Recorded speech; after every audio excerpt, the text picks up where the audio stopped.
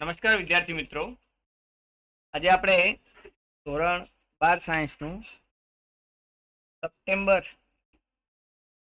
મહિનાનું mega ટેસ્ટનું solution મેળવીશું.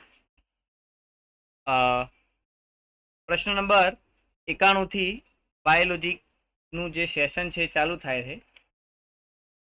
પ્રશ્ન નંબર 91 છે કે ખાલી જગ્યા અને ખાલી જગ્યા વનસ્પતિની પરાગરજ પોતાની જીવિતતા 30 મિનિટમાં ગુમાવે છે.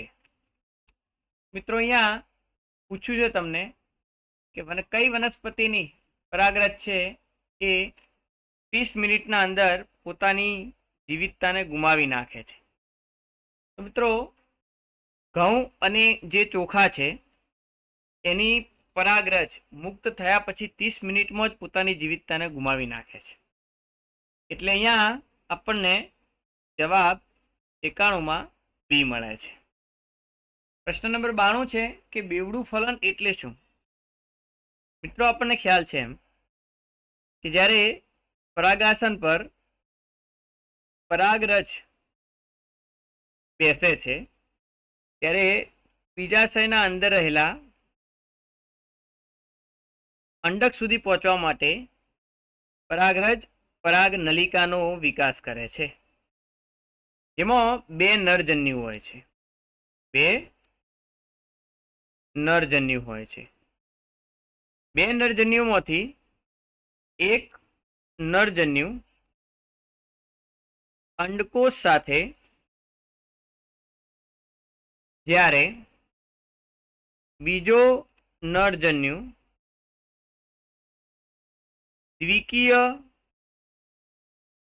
દ્વિતીયક કોષ કેન્દ્ર સાથે જોડાય છે.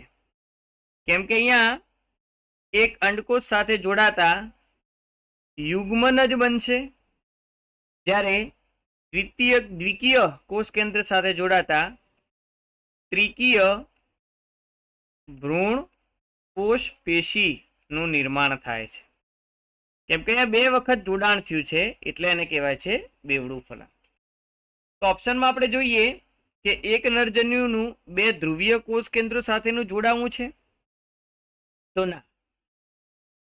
પરાગ નલિકાના 2 નરજન્યુઓ 2 જુદા અંડકો સાથે જોડાવું છે, તો ના મિત્રો. એક અંડક સાથે ના અંદર રહેલા એક અંડકોષ અને દ્વિકીય કોષ કેન્દ્ર સાથે જોડાશે, તો 2 ઓપ્શન નહીં આવે. 2 નરજન્યુઓનું એક અંડક સાથે જોડાવું, તો ના. અહીંયા ડી જવાબ આપણને મળી શકે છે કે બેવડું ફલનમાં એક થાય છે સંયુગ્મન, જે યુગ્મ નજ બનાવે છે. એક છે ત્રિકીય જોડાણ, જે ત્રિકીય ભ્રૂણપોષ પેશીનું નિર્માણ કરે છે. એટલે 92માં આપણને જવાબ મળી જાય છે ડી. પ્રશ્ન નંબર 93 ની વાત કરીએ તો નીચે પૈકી કઈ કુળ જોડીઓના કેટલાક સભ્યોમાં પરાગ જો વિખરાયા પછી મહિનાઓ સુધી તેમની જીવંત ક્ષમતા જાળવી રાખે છે?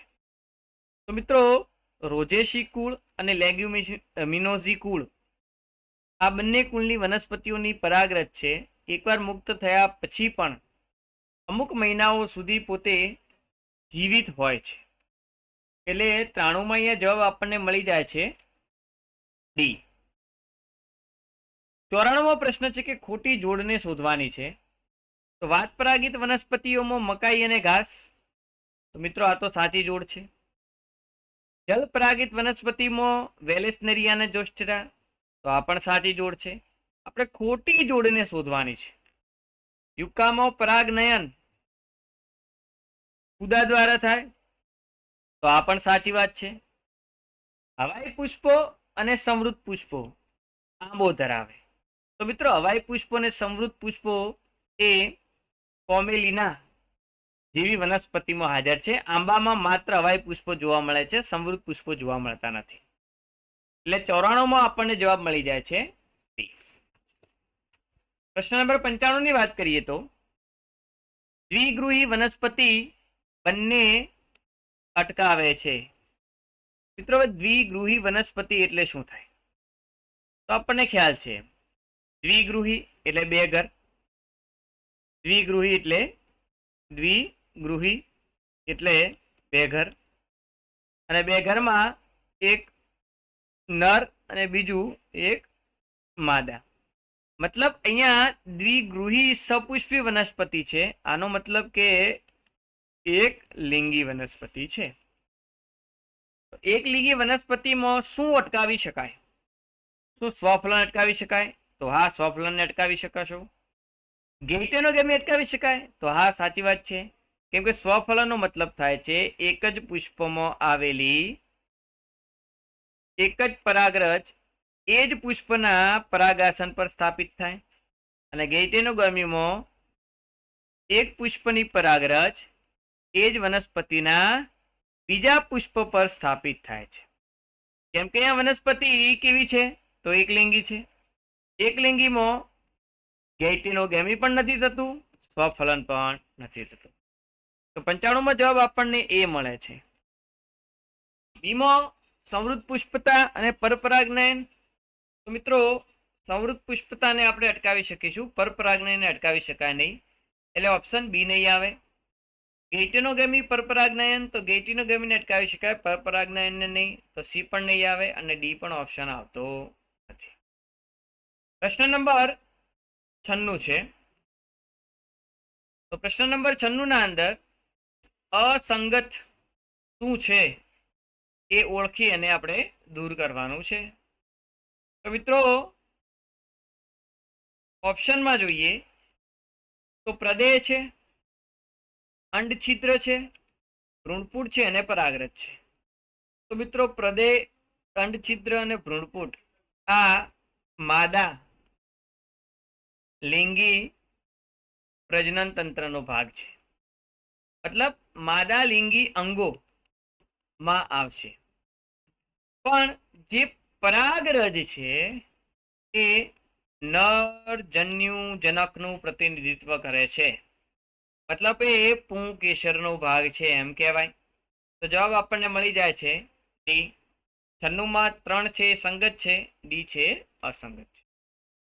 97માં છે કે નીચે પૈકી કઈ વનસ્પતિ પોતાની એક જાતિ સાથે ઘનિષ્ઠ સંબંધ ધરાવે છે જ્યાં બેમાંથી એક પણ સજીવ પોતાનું જીવનચક્ર બીજા વગર પૂર્ણ કરી શકતું નથી? તો મિત્રો, અહીંયા ઉદાની જાતિ છે જે યુકા વનસ્પતિ સાથે ઘનિષ્ઠ સંબંધ ધરાવે છે, જે એકબીજા વગર પોતાનું જીવનચક્ર ક્યારે પૂર્ણ કરી શકે નહીં. જવાબ અહીંયા મળી જાય છે આપણને 97માં એ યુકા. પ્રશ્ન નંબર 98 ની વાત કરીએ તો પવન દ્વારા પરાગનયન માટે કયા પ્રકારના લક્ષણો ધરાવતી પરાગરજ હોય? તો મિત્રો, જે વનસ્પતિમાં પવન દ્વારા પરાગનયન થાય છે એ પરાગરજ એક તો ચિકાસવિહીન હશે અને વજનમાં હલકી હશે. એટલે 98માં જવાબ મળી જાય છે આપણને ડી.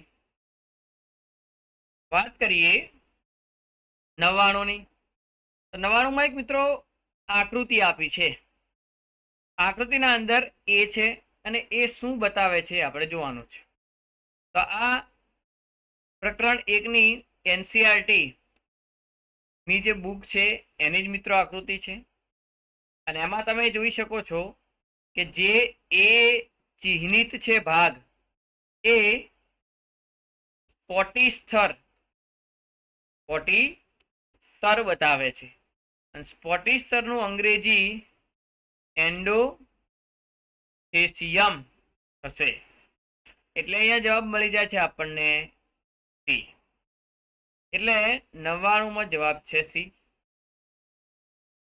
100માં મિત્રો વાત કરીએ તો સંકર જાતોની ખેતી એ મતલબ મિત્રો આપણે સંકર જાતોની ખેતી કરીએ. પ્રથમ તો પ્રશ્ન થાય કે સંકર જાતો આપણે ઉત્પન્ન જ કેમ કરી? તો મિત્રો, સંકર જાત ઉત્પન્ન કરવાનો મુખ્ય ઉદ્દેશ્ય વનસ્પતિઓમાં એ હતો કે વધારે ઉત્પાદકતા અથવા વધારે ઉત્પાદન મેળવવા, આર્થિક રીતે સદ્ધર થવું. કેમ કે ભારત અને દુનિયાની જે વસ્તી છે એને ખોરાક પહોંચાડવો એ પરંપરાગત ખેતીથી થઈ શકે એમ નથી. તો માટે આપણે વનસ્પતિમાં સંકર જાત પેદા કરવી છે. અને સંકર જાત પેદા કરવાથી શું ફાયદો થાય? તો મિત્રો પહેલો જ ઓપ્શન છે કે ખૂબ જ ઉત્પાદકતા વધારી શકાય. ચલો, ખૂબ ઉત્પાદકતા ઘટાડી શકાય? તો ના, એના માટે નથી. ઉત્પાદકતા પર કોઈ અસર ન થાય? ના, અસર થાય છે ભાઈ, વધારો થાય છે. તો બી, સી અને ડી જવાબ નથી. જવાબ આવશે એ. તો એ આપણને 100 અંદર જવાબ મળી જાય છે એ. પ્રશ્ન નંબર છે 101. 101 પ્રશ્નમાં નરજન્યુઓ કે જે સહાયક કોષોમાંથી મુક્ત થાય પછી તેનું ભાવિ શું હોય? મતલબ એક મુદ્દો છે મિત્રો કે પરાગ નલિકા દ્વારા જે નરજન્યુઓ હતા એ સહાયક કોષોમાં મુક્ત થઈ ગયા. જે સહાયક કોષ હોય છે એના અંદર 2 નરજન્યુ મુક્ત થયા. પછી આ 2 નરજન્યુનું શું થાય? તો આપણને ખ્યાલ છે કે એક નરજન્યુ છે એ અંડકોષ સાથે જોડાશે, જ્યારે બીજો નરજન્યુ છે એ દ્વિકીય કોષ કેન્દ્ર સાથે જોડાય અને ત્રિકીય ભ્રૂણપોષ બનાવશે. એટલે એક અંડકોષ સાથે જોડાય છે, એક છે દ્વિતીયક કોષ કેન્દ્ર સાથે જોડાય છે. તો અહીંયા એક અંડકોષ સાથે મિલન પામે, અન્ય એક સહાયક કોષમાં, તો ના આવે. બધા અંડકોષ સાથે? ના મિત્રો, એક જ અંડકોષ સાથે હશે. એક અંડકોષ સાથે મિલન પામે, અન્ય સહાયક કોષના કોષ કેન્દ્ર સાથે મિલન પામે, તો ના, અન્ય સહાયક કોષના કોષ કેન્દ્ર નથી હોતા. એક અંડકોષ સાથે મિલન પામે, અન્ય દ્વિતીયક એટલે કે કેન્દ્ર કોષના કોષ કેન્દ્ર સાથે મિલન પામે, તો મિત્રો હા, જવાબ આપણને મળી જાય છે 101 ના અંદર. વાત કરીએ 102. તો પરાગરજને ઘણા વર્ષો પર્યંત પ્રવાહી નાઇટ્રોજનમાં કયા તાપમાને અથવા ખાલી જગ્યા તાપમાને સંગ્રહી શકાય? તો મિત્રો પરાગરજને જો તમારે વર્ષો સુધી સંગ્રહવી હોય તો પ્રવાહી નાઇટ્રોજનના અંદર -196 ° તમે સંગ્રહી શકો. 102 ના અંદર જવાબ મળી જાય છે સી. 103 માં ઇમેસ્ક્યુલેશન અને કોથળી ચઢાણની પ્રક્રિયા ઉપયોગી છે. તો મિત્રો એક તો સ્વફલનથી ઇમેસ્ક્યુલેશન અને કોથળી ચઢાણની પ્રક્રિયા એક તો સ્વફલન અટકાવવામાં ઉપયોગી છે. ગેઇટેનોગેમીનો પણ અટકાવ કરી શકે. મિત્રો પરફલન અટકાવવા માટે આનો ઉપયોગ થતો નથી. એટલે જવાબ અહીંયા મળે છે આપણને ડી, કે એ અને બી બંને સાચા છે. 104 ના અંદર એક આકૃતિ આપી છે. આકૃતિમાં એક્સ અને વાય ભાગ આપ્યા છે. તો મિત્રો જે એક્સ ભાગ છે, કેમ કે અંડકનો શરૂઆતનો ટોચનો ભાગ છે એટલે એને આપણે કહીશું અંડક તલીય ભાગ, જ્યારે વાય છે એ અંડક છિદ્ર છે, એ અંડક છિદ્રનો ભાગ છે. એટલે જવાબ આપણને મળી જાય છે કે એ ઓપ્શન તમે જોઈ શકો કે એક્સ છે અંડક તલ છે, વાય છે અંડક છિદ્ર છે. બીજા કોઈ ઓપ્શન મેચ થતા નથી. એક્સ અંડક તલ બરોબર, પણ વાય અંડકોષ છે, ખોટું હશે. અંડક છિદ્ર એ પણ ખોટું છે. એટલે જવાબ અહીંયા આપણને 104 ના અંદર મળે છે એ. 105 માં વાત કરીએ તો 2 વિધાનો આપ્યા છે મિત્રો. વિધાનોના આધારે જવાબ આપવાનો છે કે વિધાન છે સંવૃત પુષ્પો એ અપરિવર્તનીય રીતે સ્વફલિત થાય છે. તો મિત્રો વિધાન સાચું છે, સંવૃત પુષ્પોમાં તમને સ્વફલન જોવા મળશે. સંવૃત પુષ્પો એ બિન લાભકારી છે કારણ કે તેમાં પરપરાગનયનની શક્યતા રહેતી નથી. એ પણ મુદ્દો સાચો છે, કારણ કે પરપરાગનયન નહીં થાય તો ભિન્નતા નહીં આવે. ભિન્નતા નહીં આવે તો એકના એક લક્ષણો વારંવાર અંતઃ સંવર્ધન દબાણ પેદા કરશે અંતઃ સંવર્ધનના કારણે. તેના કારણે એક બિન લાભકારી અસર પણ જોવા આપણને મળી શકે. તો બંને વિધાનો અહીંયા સાચા છે એમ કહેવાય. એટલે 105 ના અંદર જવાબ મળે છે ડી. 106 માં વાત કરીએ તો મકાઈના ડોડાનું જે ટેસલ્સ છે એ કાર્ય શું છે? તો મિત્રો મકાઈના ડોડાનું જે ટેસલ્સ છે તો મકાઈનો ડોડો એ પરાગરજને જકડવા માટે હવામાં ફરકાયેલો હોય છે. એટલે 106 ના અંદર જવાબ મળી જાય છે સી. 107 ની જો વાત કરીએ મિત્રો તો અહીંયા તમને એક આકૃતિ આપી છે ને એક શું છે એ બતાવવાનું છે. તો મિત્રો અહીંયા 1, 2, 3 અને 4 કોષ છે, અને 4 કોષ એ એક મહાબીજાણુ માતૃકોષમાંથી બન્યા છે. એટલે આ જે છે એ છે મહા બીજાણુ ચતુષ્ક, જે બુકની NCERT ની બેઠી આકૃતિ છે. એટલે અહીંયા જવાબ આપણને 107 ના અંદર મળી જાય છે બી. 108 નંબરનો ક્વેશ્ચન જોઈએ તો સાચું વિધાન શું છે એ પસંદ કરવાનું છે. તો છે સક્રિય મહાબીજાણુનું કોષ કેન્દ્ર અર્ધીકરણની રીતે વિભાજન પામી 2 કોષ કેન્દ્રો બનાવે છે. સક્રિય મહાબીજાણુનું કોષ કેન્દ્ર અર્ધીકરણ રીતે વિભાજન પામી 2 કોષ કેન્દ્રો બનાવે છે. મિત્રો, સક્રિય મહાબીજાણુનું કોષ કેન્દ્ર અર્ધીકરણ નથી પામતું, સતત સમવિભાજન પામે છે. એટલે જવાબ અહીંયા ખોટો, મતલબ સોરી, વિધાન ખોટું છે. 8 કોષ કેન્દ્રો વાળી અવસ્થા બાદ માદા જન્યુ ફરતે કોષ દિવાલનું નિર્માણ થાય. તો આ મુદ્દો સાચો છે કે પહેલા સક્રિય મહાબીજાણુનું એક કોષ કેન્દ્ર એક વખત વિભાજનથી 2 કોષ કેન્દ્રો બને, બીજા વિભાજનથી 4 બને, ત્રીજા વિભાજનથી 4 ના 8 બને. 8 કોષ કેન્દ્રો અવસ્થા બાદ પછી 6 કોષ કેન્દ્રોની ફરતે કોષ દિવાલ આવે છે અને એ અંડકના અંદર પ્રતિધ્રુવીય કોષો અને અંડ પ્રસાધન તરીકે ગોઠવાય છે. વધેલા જે 2 કોષ કેન્દ્રો છે એ મોટા કેન્દ્રસ્થ કોષમાં પરિણમે છે. તો અહીંયા આ મુદ્દો સાચો છે. અંડ પ્રસાધનમાં 2 સહાયક કોષો ને એક અંડ કોષ હોય તો એ પણ સાચું છે. તો મિત્રો, અહીંયા તમે જોઈ શકો છો કે બીજું ત્રીજું સાચું છે, પહેલું ખોટું છે. ચોથું જોઈએ કે બીજાંડ તલ તરફ 3 પ્રતિધ્રુવીય કોષો. મિત્રો, આપણને ખ્યાલ છે જે આ પ્રતિધ્રુવીય કોષો છે એનું સ્થાન કયો છે?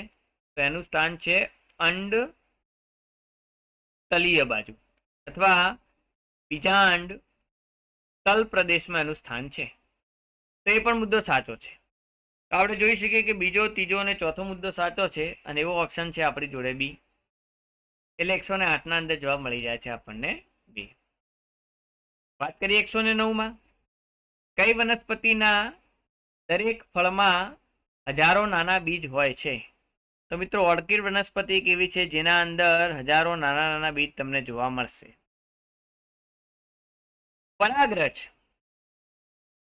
સંગ્રહ માટેની સારામાં સારી પદ્ધતિ કઈ છે? તો મિત્રો, પરાગરજને આપણે પ્રવાહી નાઇટ્રોજનમાં 196 ડિગ્રીએ સંગ્રહી શકાય અને એ પણ ઘણા વર્ષો સુધી. તો અહીંયા પ્રવાહી નાઇટ્રોજન, સોરી મિત્રો, થોડો રાઉન્ડ છે એ સી ઉપર થયો છે, પણ એકચ્યુઅલી આપણે વાત કરીએ છીએ પ્રવાહી નાઇટ્રોજનની, એટલે ઓપ્શનના અંદર ડી ઓપ્શનમાં એ બતાવે છે. તો અહીંયા 110 ના અંદર જવાબ ડી આવશે. કાર્બનિક પદાર્થ વિપરીત પર્યાવરણમાં પણ ટકી શકે અને કોઈ ઉત્સેચક દ્વારા વિઘટન ન પામી શકે તે કયો છે? તો મિત્રો, તમને ખ્યાલ છે એમ કે પરાગરજનું જે બહારનું આવરણ હોય છે તે સ્પોરોપોરોલિનનું બનેલું હોય છે, જે વિપરીત પર્યાવરણમાં ટકી શકે છે. ઉત્સેચકો પણ એને અવનત કરી શકતા નથી. એટલે 111 ના અંદર જવાબ મળી જાય છે બી. 112 વાત કરીએ તો પાર્થેનિયમ એટલે કે ગાજર ઘાસ માટે સાચું શું છે એ આપણે જોવાનું છે. તો પહેલો મુદ્દો છે કે તે આયાત કરેલા ઘઉંમાં અશુદ્ધિ તરીકે આવેલી હોય. તો હા, એ મુદ્દો સાચો છે. તે એલર્જી કરે છે? તો હા, એ એલર્જી પણ કરે છે. તેના પુષ્પમાં અલિંગી પ્રજનન થાય? તો ના, આ મુદ્દો મિત્રો ખોટો છે. એટલે જવાબ અહીંયા મળી જાય છે આપણને એ અને બી સાચા, એટલે ડી. તો 112 ના અંદર જવાબ મળે છે ડી. બિંદુવત વિકૃતિ મતલબ પોઈન્ટ મ્યુટેશન એ ખાલી જગ્યામાં બદલાવ છે. તો મિત્રો, એ શેમાં બદલાવ છે? તો ઉમેરો થવાના કારણે ડીએનએ 2 બેઝ જોડમાં. તો ના મિત્રો, કેમ કે બિંદુવત વિકૃતિ છે, પોઈન્ટ મ્યુટેશન છે, એટલે બેઝ જોડની સંખ્યા હશે 1. એમઆરએના સમગ્ર ક્રમમાં, તો એ પણ નહીં આવે. દૂર થવાના કારણે 3 બેઝ જોડમાં, એ પણ નહીં આવે. ડીએનએની 1 બેઝ જોડમાં, તો હા મિત્રો, આ જવાબ મળી જાય છે. એટલે 113 ના અંદર આપણને જવાબ મળે છે ડી. 114 વાત કરીએ તો વટાણાના છોડના બધા જ લક્ષણો વિષમયુગ્મી સ્થિતિમાં તેમને અભિવ્યક્ત કરે છે, સિવાય કે. તમે યાદ રાખો કે જે પ્રચ્છન્ન લક્ષણ છે એ હંમેશા સમયુગ્મી સ્થિતિમાં જ અભિવ્યક્ત થાય, જ્યારે પ્રભાવી લક્ષણ છે એ સમયુગ્મી સ્થિતિ અને વિષમયુગ્મી સ્થિતિ બંનેમાં પોતાનો પ્રભાવ આપશે. એટલે અહીંયા પ્રશ્નના અંદર આપણને કીધું છે કે વિષમયુગ્મી સ્થિતિમાં અભિવ્યક્ત કરે છે. હવે વિષમયુગ્મી સ્થિતિમાં તો જ અભિવ્યક્ત થતું હોય જો જે લક્ષણ છે એ પ્રભાવી હોય. અને પ્રભાવી લક્ષણ તરીકે કોણ છે? તો મિત્રો અહીંયા બિન ચપટો સિંગનો આકાર છે. બિન ચપટો સિંગનો આકાર એટલે ફૂલેલી શીંગણા, અને ફૂલેલી શીંગ હોય તો એ પ્રભાવી છે. એ લક્ષણ કેવું છે? પ્રભાવી છે. એના સિવાય લીલો શીંગનો રંગ છે તો એ લક્ષણ પણ પ્રભાવી છે. કક્ષીય પુષ્પનું સ્થાન છે એ પણ પ્રભાવી છે. લીલા રંગના બીજ એ લક્ષણ પ્રચ્છન્ન છે. તો અહીંયા પૂછ્યું છે કે વટાણાના છોડના બધા જ આપેલા લક્ષણો વિષમ યુગ્મી સ્થિતિમાં તેમને અભિવ્યક્ત કરે છે સિવાય કે, મતલબ એક લક્ષણ એવું છે જે વિષમ યુગ્મી સ્થિતિમાં પોતાને અભિવ્યક્ત થવા દેશે નહીં, અને એ લક્ષણ પ્રભાવી તો નહીં જ હોય પણ કેવું હશે? પ્રચ્છન્ન. તો જે વિષમ યુગ્મી સ્થિતિમાં અભિવ્યક્ત ન થાય ને પ્રચ્છન્ન સમયુગ્મી સ્થિતિમાં અભિવ્યક્ત થાય, જેનો જવાબ મળે છે આપણને ડી. એટલે 114 અંદર જવાબ મળી જાય છે ડી. વાત કરીએ 115 નંબરના ક્વેશ્ચનની.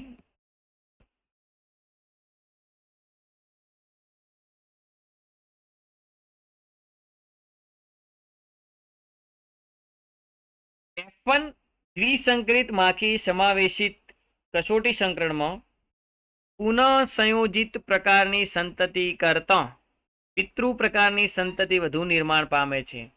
આ દર્શાવે છે કે મિત્રો હંમેશા યાદ રાખો, જ્યારે પિતૃ સંતતિ વધુ હોય, પુનઃ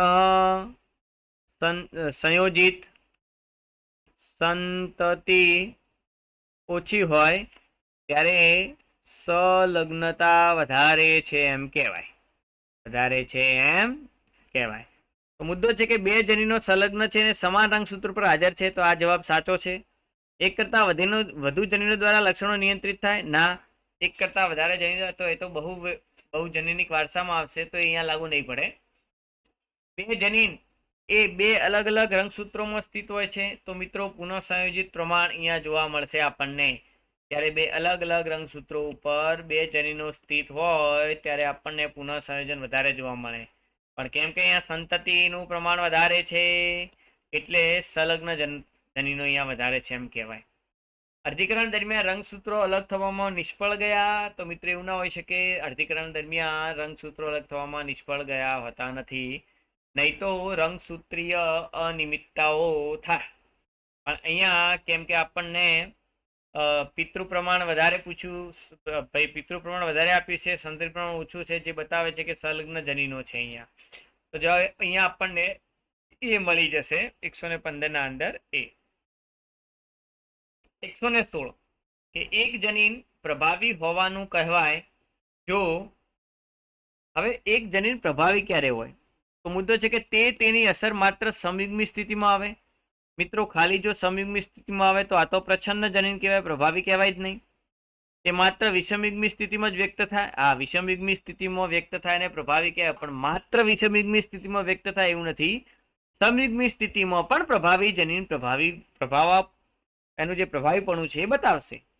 તો જવાબ છે કે સી, તે સમયુગ્મી વિષમયુગ્મી બંને સ્થિતિમાં વ્યક્ત થાય છે. તો હા, 116 ના અંદર સી જવાબ મળે. લખ્યું છે કે તે ક્યારેય કોઈ પણ સ્થિતિમાં વ્યક્ત થતું નથી. તો મિત્રો જો વ્યક્ત જ ન થાય તેને પ્રભાવી કહેવાય નહીં. તો 116 ના અંદર આપણને મળી જાય છે જવાબ સી.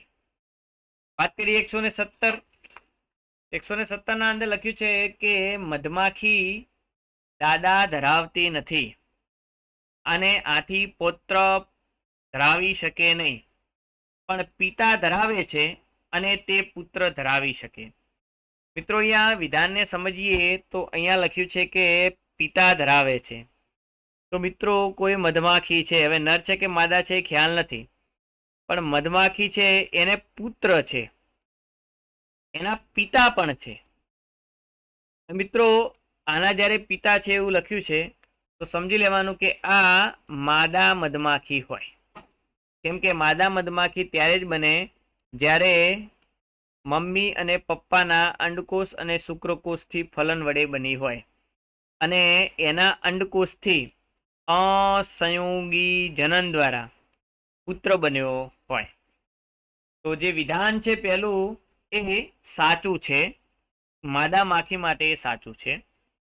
વોલ્ટર સટન, હવે હા એક બીજું એક થાય કે વિધાનના અંદર માદા માખી ક્યાં લખ્યું નથી, પણ મિત્રો આપણે જ્યારે સંબંધને સમજીએ ત્યારે મધમાખી એ માદા છે એમ સાબિત થાય છે, કેમ કે એના પિતા છે એમ કીધું છે. અને માદા મધમાખી ના પિતા હોય, મમ્મી પણ હોય, પણ નર મધમાખીની માત્ર માતા હોય છે, પિતા હોતા નથી. એટલે આ વિધાન માદા માખી વિશે છે એમ કહેવાય. તેનું વિધાન સાચું છે. વોલ્ટર સટન થિયોડોર બોવરીએ નોંધ્યું કે જનીનોનું વર્તણૂક એ સંભાજન અને અર્ધીકરણ દરમિયાન રંગસૂત્રોના વર્તણૂકને સમાન છે. તો મિત્રો આ પણ સાચું છે. તો અહીંયા વિધાન એ અને આર બંને સાચા છે, પણ મિત્રો અહીંયા એની સમજૂતી છે નહીં. એટલે જવાબ મળશે આપણને સી, કે અને આર બંને સાચા પણ સમજૂતી નથી. જવાબ મળે છે આપણને સી. મનુષ્યમાં બહુજનનિક વારસો કયો છે? મિત્રો બહુજનનિક વારસો એટલે એક જ લક્ષણ દ્વારા એક જ લક્ષણ જ્યારે એકથી વધારે જનીનો દ્વારા નક્કી થાય તો એને બહુજનનિક વારસો કહેવાય છે. અને એમાં આપણે એનસીઆરટીમાં બે ઉદાહરણ જોયા હતા. એક છે ત્વચાનો રંગ અને બીજું છે મનુષ્યની ઊંચાઈ. તો અહીંયા ત્વચાનો રંગ એ એનું એક્ઝામ્પલ ઉદાહરણ બનશે. એટલે જવાબ આવે છે 118માં એ. 119માં વાત કરીએ કે કેટલાક કીટકોમાં ચોક્કસ કોષ કેન્દ્રીય રચનામાં ફક્ત 50% શુક્રકોષ ધરાવે, જ્યારે આ રચનાને 50% શુક્રકોષોમાં અન્ય અભાવ હોય છે. તેમણે આ રચનાને શું કીધું? તો તેમણે આ રચનાને એક્સકાય નામ આપ્યું હતું, આપણને ખ્યાલ છે. એટલે 119ના અંદર જવાબ આવે છે એ.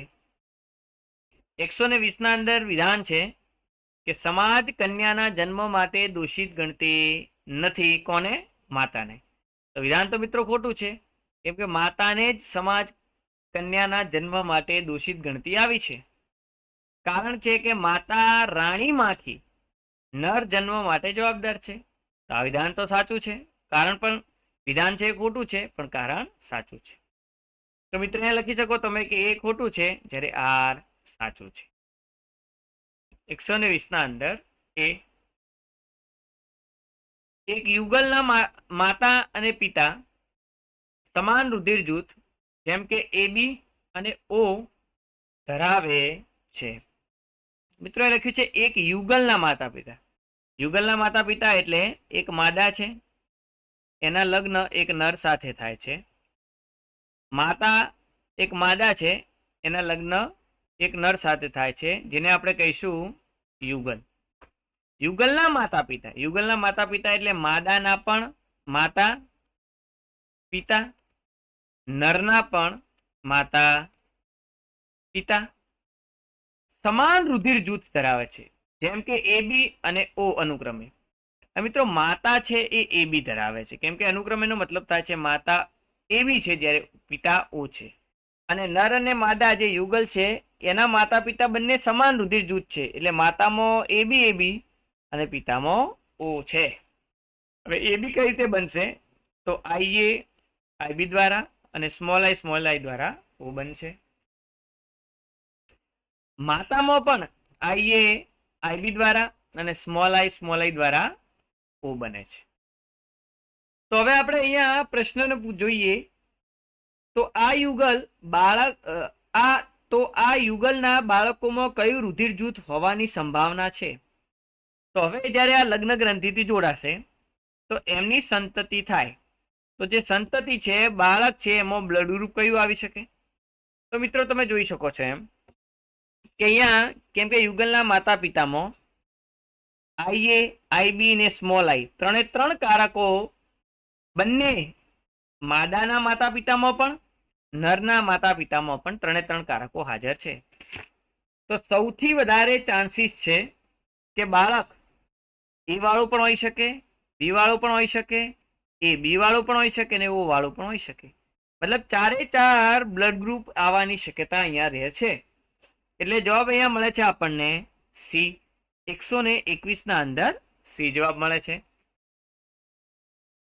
122 વાત કરીએ તો નીચેના તમામે ડ્રોસોફિલાને જનીનિક અભ્યાસ માટે યોગ્ય દ્રવ્ય તરીકે ઉપયોગ થવાના કારણો છે સિવાય કે. તો મિત્રો આપણે ડ્રોસોફિલાને જનીનિક માહિતી જનીનિક પ્રયોગ કરવા માટે ઉપયોગ કર્યો હતો. તેના કેટલાક કારણો હતા. તેને સરળતાથી સંશ્લેષિત માધ્યમમાં ઉછેરી શકાતું હતું, તો હા એ કારણ છે. નરે માદા કરતા મોટા હોય છે, ના મિત્રો નરે માદા કરતા નાના હોય, એટલે બી જવાબ, કેમ કે એના સિવાયનું પૂછ્યું છે. મતલબ બધા સાચા પણ એક સિવાય, તો આમાં બી ખોટું છે. સી છે સરળતાથી નિહાળી શકાય એવી આનુવંશિકતા હાજર હોય છે, તો હા એ તો સાચું છે. એક સમાગમ વિશાળ સંખ્યામાં સંતતિનું નિર્માણ કરે, તો હા એ પણ સાચું છે. તો 122 અંદર ખોટું વિધાન આપણને બી મળે છે કે બે સિવાય તમામે તમામ કારણ સાચા છે. 123 વાત કરીએ કે માનવમાં એબીઓ રુધિર જૂથ સંદર્ભે કેટલાક વિધાનો આલ્યા છે, એને ધ્યાનમાં લો. એના પછી ઉપરલામાંથી કેટલા સાચા વિધાનો છે એ કહેવાનું છે. તો પહેલું છે કે બહુવિધ વૈકલ્પિક કારકો દ્વારા નિયંત્રિત થાય, તો હા માનવના અંદર વૈકલ્પિક કારકોની સંખ્યા 2 થી વધારે હોય છે, એટલે એને બહુવૈકલ્પિક કારકો લઈ શકો તમે.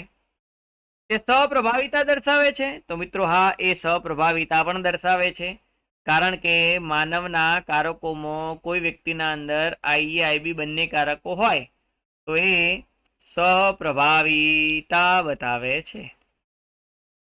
માનવમાં સપ્રભાવિતા ચારે રુધિર જૂથોમાં જોવા મળે, તો મિત્રો આ વિધાન ખોટું છે, કેમ કે સપ્રભાવિતા માત્ર આઈએઆઈબી માં જોવા મળશે. બાકી તમે જોઈ શકો છો કે આઈ એ સ્મોલ આઈ માં પ્રભાવિતા છે, આઈબી સ્મોલ આઈ માં પ્રભાવિતા છે, અને સ્મોલ આઈ તો એ તો પ્રચ્છન્નતાના કારણે અભિવ્યક્ત થાય છે. પ્રભાવિતો આમાં એક છે જ પણ નહીં. પણ જ્યારે આઈએ આઈબી કોઈ વ્યક્તિ બંનેમાં હોય ત્યારે બંને પ્રભાવિત થાય છે, જેને કહેવાય સપ્રભાવિતા. એટલે અહીંયા ત્રીજું વિધાન ખોટું છે. તે મેન્ડલની આનુવંશિકતાના નિયમોને અનુસરે છે. મિત્રો મેન્ડલની આનુવંશિકતાનો નિયમ અહીંયા લાગુ પડશે નહીં, કેમ કે મેન્ડલની આનુવંશિકતાના નિયમ પ્રમાણે કારકો હંમેશા જોડીમાં હોય અને કોઈ બે કારકોમાંથી એક કારક પ્રભાવી હોય છે, જ્યારે બીજો કારક પ્રચ્છન્ન હોય છે.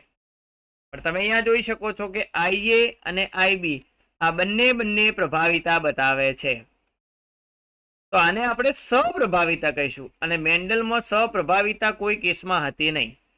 મેન્ડલની આનુવંશિકતાના નિયમોને અનુસરે છે એ જવાબમાં આવશે નહીં. તો આપણે લખી શકીએ કે ભાઈ 1 અને 2 વિધાન સાચા છે, 3 ને 4 ખોટા છે. એટલે 123 અંદર જવાબ આપણને મળે છે બી.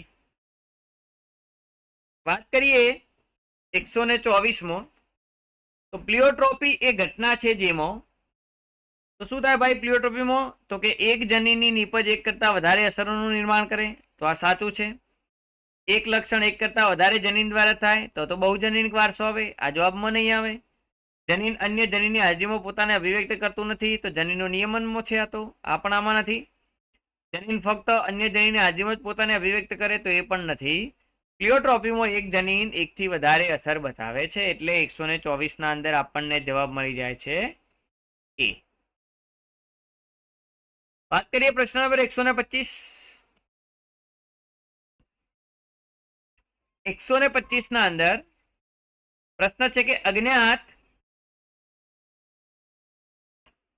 જનીન પ્રકાર જાંબલી પુષ્પો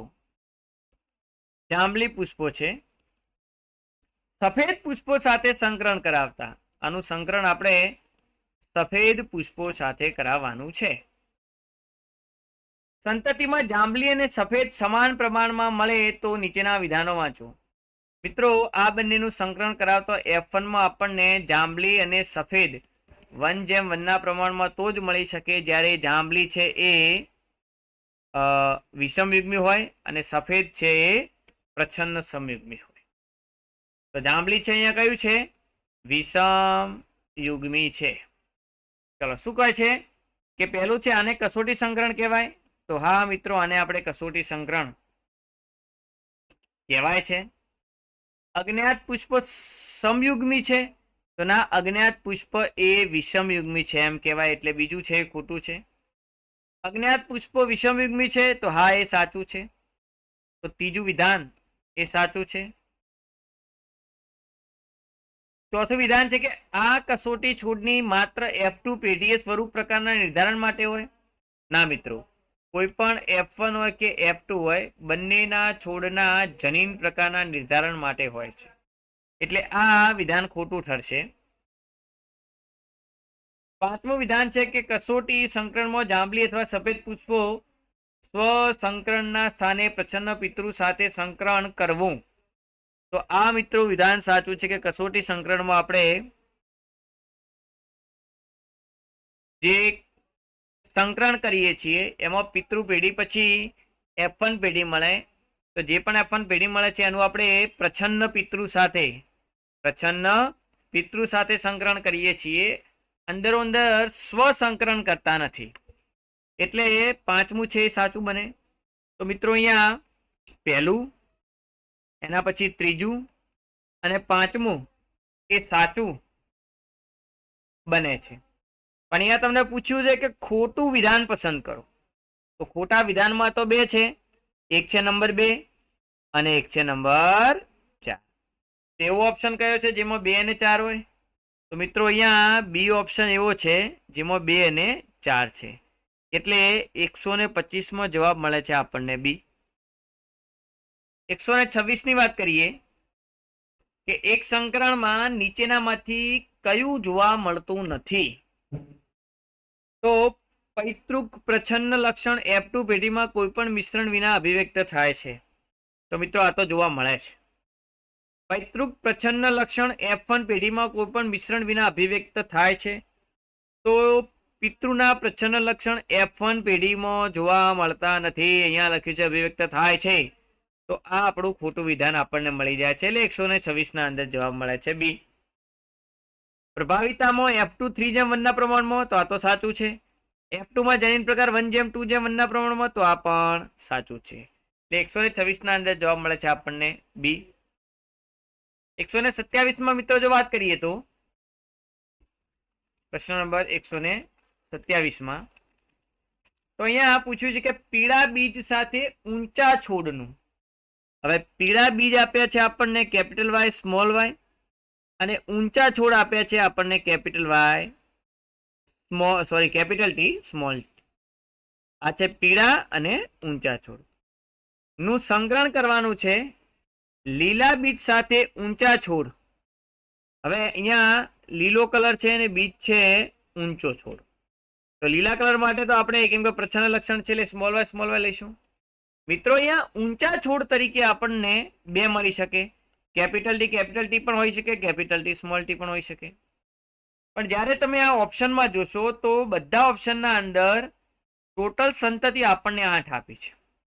હવે 8 સંતતિ તો જ બને જ્યારે લીલો અને ઊંચામાં ઊંચાનો જે જનીન પ્રકાર છે એ વિષમ યુગ્મી પ્રમાણે હોય, એટલે સમયુગ્મી પ્રમાણે અહીંયા આપણે લઈ શકાશે નહીં.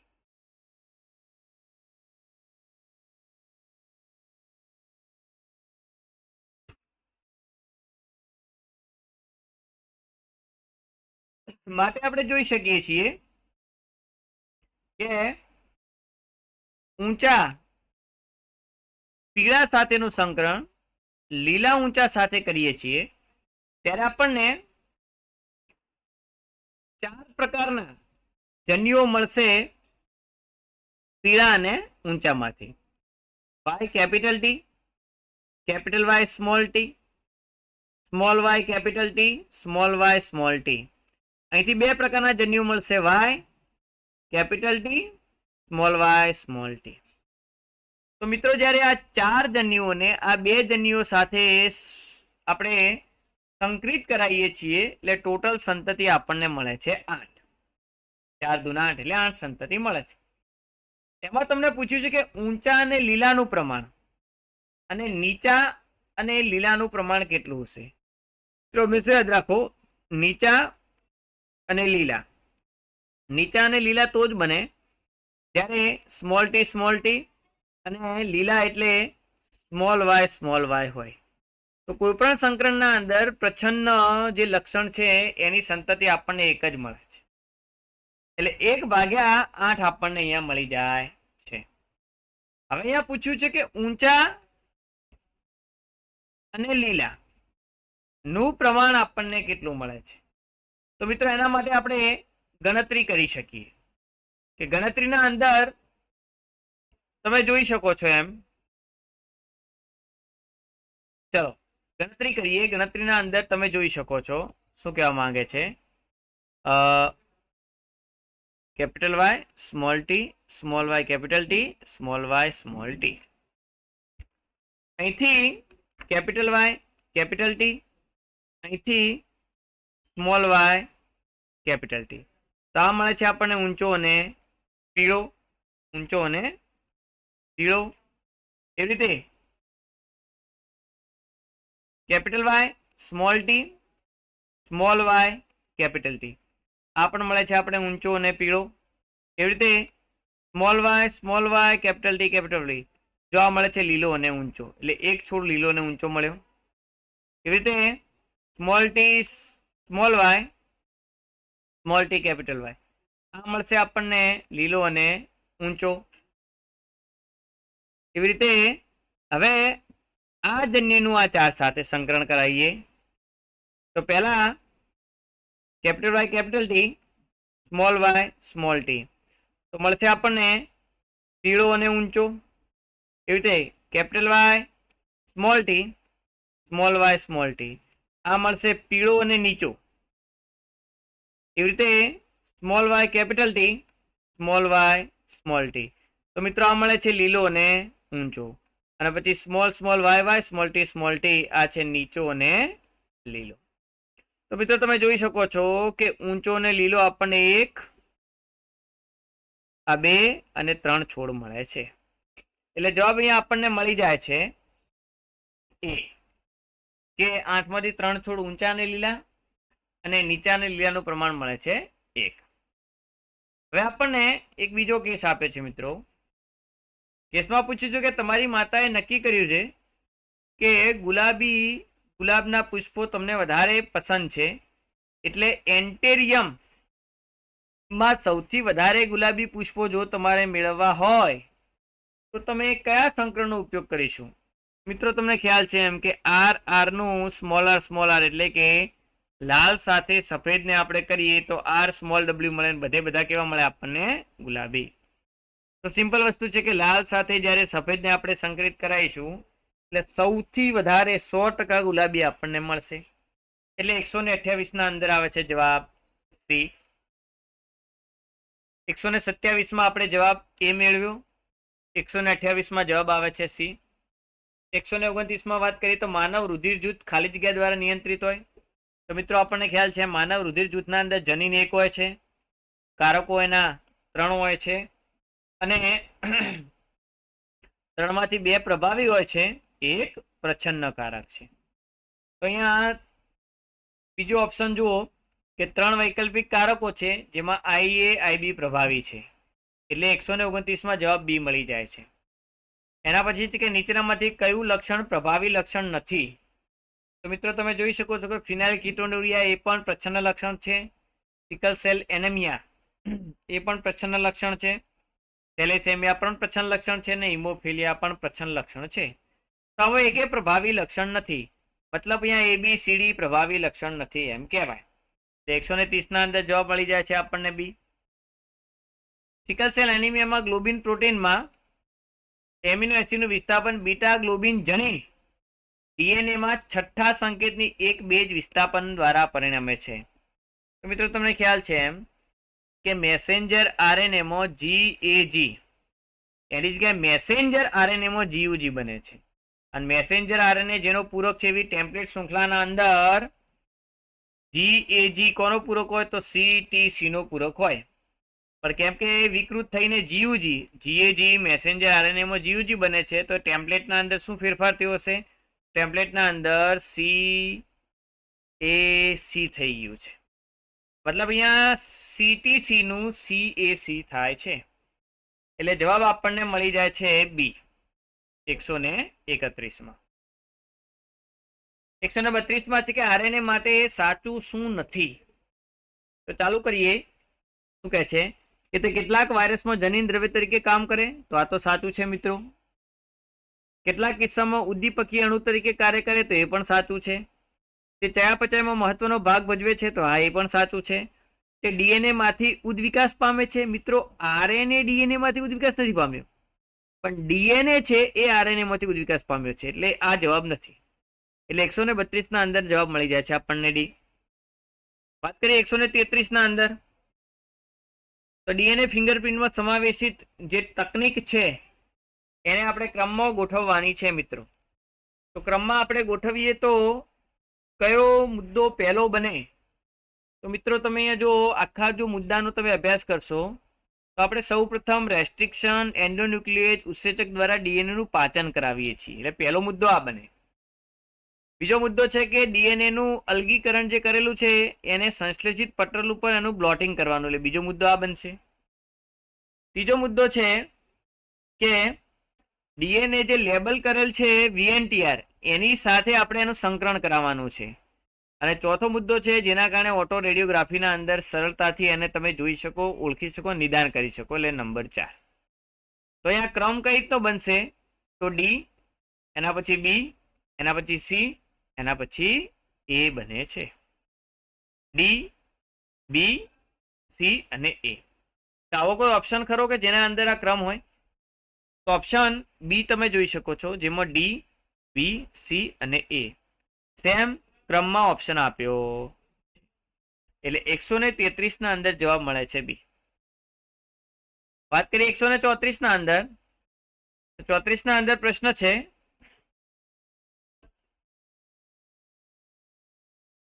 કે રૂપાંતરણ નો જે પ્રયોગ છે જે ગ્રિફિથ દ્વારા કરવામાં આવેલ, તેમાં જ્યારે ગરમીથી મૃત એસ જાત અને આર જાતને ન્યુમોકોકસ બેક્ટેરિયાનું મિશ્રણ ઉંદરમાં દાખલ કર્યું તો ઉંદર મૃત્યુ પામ્યો. તો મૃત્યુનું કારણ મિત્રો શું હતું?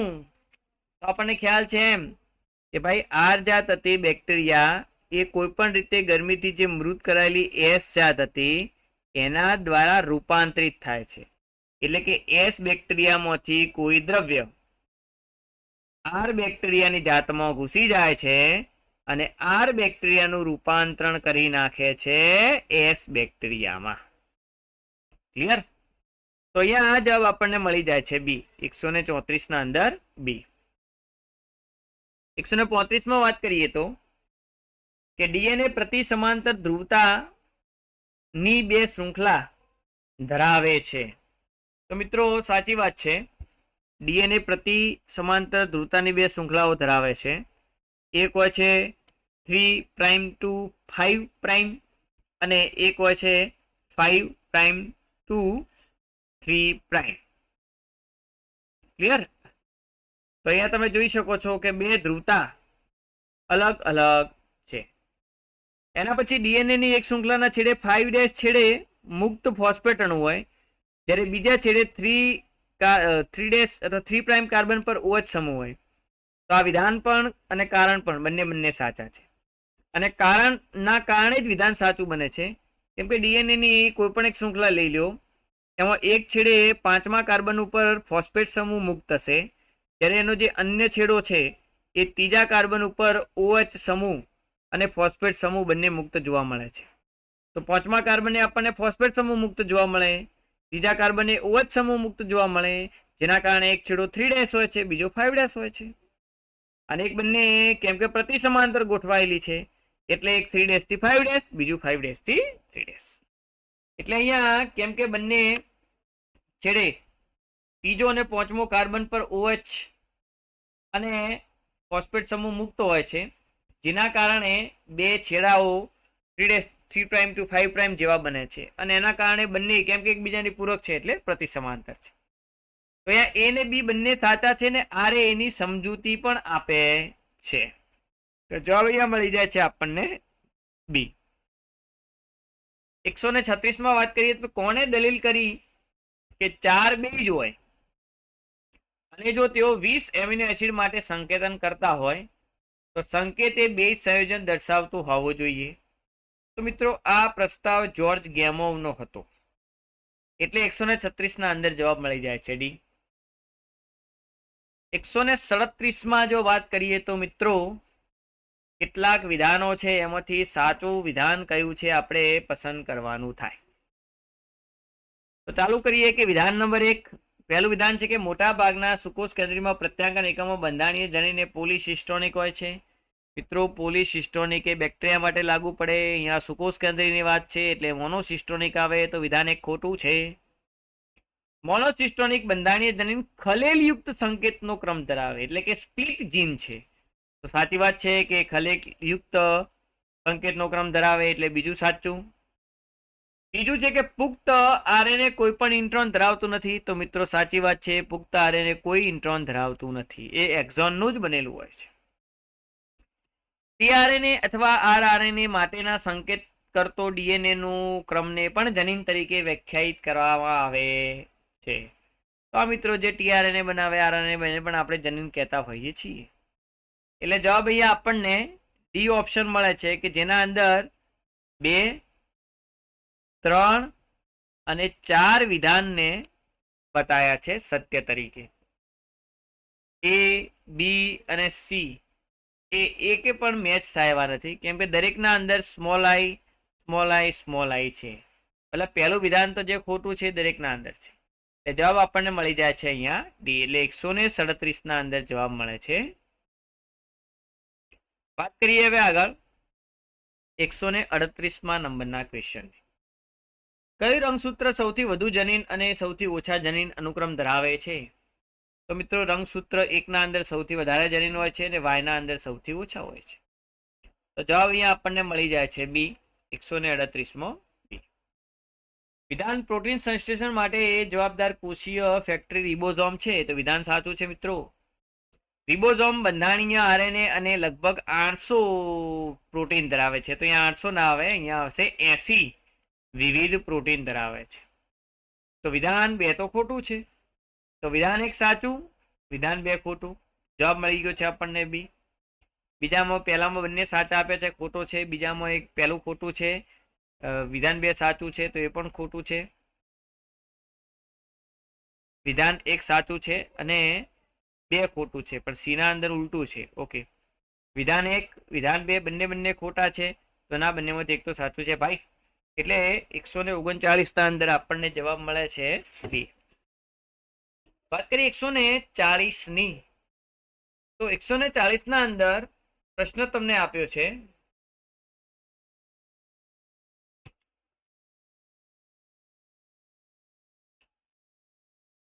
ડીએનએ ના નમૂનામાં એનું પ્રમાણ 17% છે. મિત્રો એક ડીએનએ નો નમૂનો છે જેમાં એનું પ્રમાણ આપણને આપ્યું છે 17%. તો જી પ્લસ ટી અને સી નું પ્રમાણ શોધવાનું છે. તો મિત્રો આપણને ખ્યાલ છે એમ કે જેટલા એ હશે સામે ટી પણ એટલા જ હશે, એટલે કે 17%. ચારગાફનો નિયમ છે કે ઇઝ ઇક્વલ ટુ ટી થાય, she is equal two G થાય છે. તો અહીંયા 17 ને 17 કેટલા ટોટલ થાય? 34%. 100 માંથી 34 ઘાટો એટલે વધ્યા કેટલા? 66%. 66%માં 33% છે ગ્વાનિનના અને 33% છે સાઇટોસિનના. તો મિત્રો અહીંયા પૂછ્યું છે કે જી પ્લસ ટી કેટલા છે? તો જી છે 33, ટી છે 17. જવાબ મળે છે આપણને 50% જી પ્લસ ટી. અને સી એટલે સાઇટોસિન, તો સાઇટોસિન આપણને મળી ગયો છે 23%, સોરી 33%. એટલે ઓપ્શન એવો કોઈ ખરો કે જેના અંદર 50 અને 33% હોય? તો ઓપ્શન એ છે જેમાં બતાવ્યું છે કે 50% અને 33% હોય. જી પ્લસ ટી 50% છે, સી છે 33% છે. 140 ના અંદર જવાબ મળી જાય છે એ. વાત કરીએ 141માં. તો સુકોષ કેન્દ્રીયમાં ભાઈ જનીન નિયમનના સ્તર બતાવ્યા છે. તો આપણને ખ્યાલ છે એમ કે બેક્ટેરિયામાં જનીન નિયમનનું એક જ સ્તરે એનું નિયમન થાય ને એ છે પ્રત્યાંકન સ્તર. પણ સુકોષ કેન્દ્રીયમાં તમે એનું 4 સ્તરે નિયમન કરી શકો. પહેલું છે પ્રત્યાંકન સ્તરે, બીજું છે પ્રક્રિયા સ્તરે એટલે કે સ્પિશિયોઝોમ સ્તરે, ત્રીજું છે mRNA કોષ કેન્દ્રમાંથી કોષરસમાં જો વહન અટકાવી દો તો, અને ચોથું છે એનું ભાષાંતર થવા ન દો તો. મિત્રો અહીંયા 4 મેં ક્રમ દોર્યા છે એ મુજબ પહેલો બી આવશે, એના પછી સી આવે છે, એના પછી એ આવે છે, અને પછી ડી આવે છે. એટલે જવાબ આપણને અહીંયા ક્રમ વાઇઝ મળી જાય છે 141 બી. 142 નંબરનો ક્વેશ્ચન જોઈએ કે સિકલ સેલ એનેમિયામાં શું થાય. તો મિત્રો જે વિકૃત હિમોગ્લોબિન હોય છે એ નિમ્ન એટલે કે ઓછા ઓક્સિજનના તણાવ હેઠળ પોલિમરાઇઝેશન પામી અને આરબીસીના આકારમાં બદલાવ લાવે છે. તો આ સાચું છે કે આરબીસીનો આકાર બદલાવ થાય છે. ચલો બી જોઈએ. ઓપ્શન શું કહે છે કે આલ્ફા શૃંખલા આલ્ફા ના આવે બીટા આવે એટલે બી તો જોવાની જરૂર નથી. વિકૃત હિમોગ્લોબિન અણુમાં ઉચ્ચ ઓક્સિજન તણાવ હેઠળ, મિત્રો ઉચ્ચ ઓક્સિજન નથી હોતો, ઓછો ઓક્સિજન નિમ્ન હોય તો આ પણ જોવાની જરૂર નથી. બી માં છે આલ્ફા ગ્લોબિન શૃંખલા રૂપાંતરિત, ના ભાઈ આમાં બીટા ગ્લોબિન શૃંખલા અસરગ્રસ્ત થાય છે. એટલે 142 ના અંદર આપણને જવાબ મળી જાય છે એ. 143 માં જો વાત કરીએ તો પ્યુનેટ સ્ક્વેર માટે સાચા વિધાનોનો સમૂહ પસંદ કરો. તો મિત્રો પ્યુનેટ સ્ક્વેરને બ્રિટિશ જનીનવિદ દ્વારા વિકસાવવામાં આવ્યું હતું, સાચી વાત છે, જેનું નામ છે રેજિનાલ્ડ શીપ યુનિટ. ચલો સંતતિના જનીન પ્રકારની સંભાવનાની ગણતરીમાં ઉપયોગી છે. તો આ પણ મિત્રો સાચું છે કે સંભવિત જનીન પ્રકારમાં તમને મદદ કરશે. એના પછીનું બી અને સી ઓપ્શન જોઈએ તો ફક્ત એક સંકરણ માટે ઉપયોગી છે. આ મિત્રો ખોટું બને છે. ફક્ત એક સંકરણ નહીં, તમે દ્વિસંકરણ ત્રિસંકરણના પ્રયોગ માટે પણ ઉપયોગી છે. એટલે એ સી ખોટું છે. તે એક ગાણિતીય સૂત્ર છે. મિત્રો ગાણિતીય સૂત્ર નથી, એક એવી ડિઝાઇન છે, એક ચોરસ છે જે જન્યુઓના જનીન પ્રકાર ગણવા માટે ઉપયોગી છે. તો સૂત્ર નથી એટલે ડી પણ ખોટું છે. તો આપણે એ ને બી સાચા છે, જ્યારે સી ને ડી ખોટા છે. પ્રશ્નમાં લખ્યું છે કે તમારે સાચા વિધાનોનો સમૂહ પસંદ કરવાનો છે. તો સિમ્પલ એ ને બી સાચા છે એટલે 143 ના અંદર જવાબ આપણને મળી જાય ડી. 144 માં વાત કરીએ, જો વટાણાના સંકરિત લાલ પુષ્પ વાળા છોડને, મિત્રો વટાણાના સંકરિત લાલ પુષ્પ વાળા છોડને કીધું છે એટલે આર સ્મોલ આર વાળા લાલ છોડ શુદ્ધ લાલ પુષ્પ વાળા છોડ સાથે, શુદ્ધ લાલ એટલે કેપિટલ આર સાથે સંકરણ કરવામાં આવે તો સંતતિ શું મળે. તો મિત્રો કેમ કે બધામાં અહીંયા કેપિટલ આર આવવાનો છે એટલે બધા પુષ્પો કેવા મળશે આપણને, લાલ મળે છે. એટલે 144 માં જવાબ મળી જાય છે એ. 145 માં વાત કરીએ તો બે આકૃતિ આપી છે નર અને માદા ડ્રોસોફિલાની, એમાં સાચું વિધાન પસંદ કરવાનું છે. ઓપ્શન જોઈએ કે પી એ લિંગી XY રંગસૂત્ર સાથે, તો હા નરમાં XY રંગસૂત્ર હોય, નર ડ્રોસોફિલા છે તો એ તો સાચું છે. તો પી એ લિંગી XX રંગસૂત્ર સાથે, તો બી ખોટું છે કેમ કે પી નર છે, નરમાં XY હોય, XX ના હોય. ક્યુમાં ZW છે જે તો પક્ષીઓમાં જોવા મળશે ભાઈ, આ તો ડ્રોસોફિલામાં આખી કીટક છે. એટલે અહીંયા આપણને 145 માં જવાબ મળી જાય છે. 146 માં જો વાત કરીએ તો જો વટાણાના છોડને વિષમયુગ્મી વટાણાના છોડ સાથે સંકરણ કરવામાં આવે તો સંતતિનું લક્ષણ શું હશે. તો મિત્રો સિમ્પલ વસ્તુ છે ભાઈ કે કેપિટલ ટી સ્મોલ ટી સાથે સંકરણ કરાવીએ તો કેપિટલ ટી વાળો છોડ મળે, કેપિટલ ટી સ્મોલ ટી વાળો છોડ મળે, સ્મોલ ટી વાળો છોડ મળે, અને દરેકનું પ્રમાણ 1:2:1 મળે છે. હવે જુઓ કે અહીંયા 75% ઊંચા મળે છે તો હા ભાઈ 3 ઊંચા એટલે 75% થઈ ગયા. 25% ટૂંકો છોડ હોય છે એટલે એક છોડ ટૂંકો છે એ પણ સાચું છે. 50% સમયુગ્મી છોડ છે અને 50% વિષમયુગ્મી છોડ છે. તો 50% સમયુગ્મી નથી ભાઈ, 50% વિષમયુગ્મી ખરા, કેમ કે 4 છોડ ટી સ્મોલ ટી છે તો વિષમયુગ્મી છે, હા વિષમયુગ્મી છે. અને 50% સમયુગ્મી છોડ, તો હા ભાઈ 2 વધ્યા એ સમયુગ્મી છે ને, એક સમયુગ્મી પ્રભાવી છે, એક સમયુગ્મી પ્રચ્છન્ન છે. તો એ 4 વિધાન સાચા બને છે. તો જવાબ આપણને બી મળી જાય. 146 ના અંદર જવાબ મળે છે બી. હવે આવે છે 147. તો 147 માં ગ્રેગર મેન્ડલે વટાણાના છોડ ઉપર 1956 થી લઈ અને 65 સુધી કાર્ય કર્યું. 9 વર્ષ કામ કર્યું છે. એમાં કયું વિધાન ખોટું ને કયું વિધાન સાચું છે જોવાનું છે. મિત્રો આપણને ખ્યાલ છે કે ગ્રેગર મેન્ડલે વટાણાના છોડ ઉપર 9 વર્ષ કામ કર્યું છે કે 7 વર્ષ? તો મિત્રો 7 વર્ષ કામ કર્યું છે. એટલે અહીંયા વિધાન 1 ખોટું છે. વિધાન 2 છે કે મેન્ડલના આનુવંશિક ભાતની શોધ દરમિયાન જીવ વિજ્ઞાનની સમસ્યાઓ શોધવામાં આંકડાકીય પૃથ્થકરણ અને ગાણિતિક જ્ઞાન પ્રથમવાર લાગુ પાડેલ અથવા લાગુ પાડવામાં આવેલ. તો આ તો સાચું છે. એટલે અહીંયા આપણે વિધાન 1 ખોટું બનશે, જ્યારે બીજું છે એ સાચું છે. જવાબ મળી જાય છે સી. એટલે 147 ના અંદર જવાબ મળે છે સી.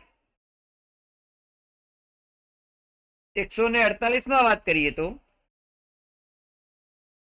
X0 પ્રકારના લિંગ નિશ્ચયનમાં નર કે જે ફક્ત X રંગસૂત્ર, જ્યારે માદા X રંગસૂત્રની જોડ દૈહિક રંગસૂત્રો સિવાય ધરાવે. આ પ્રકારનું લિંગ નિર્ધારણ શેમાં જોવા મળે?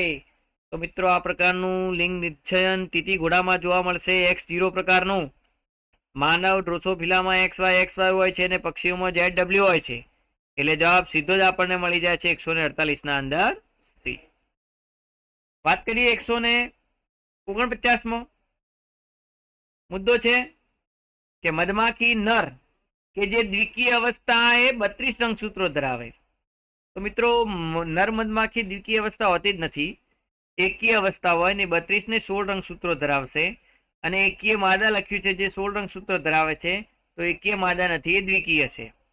તો અહીંયા વિધાન 1 તો ખોટું બને છે.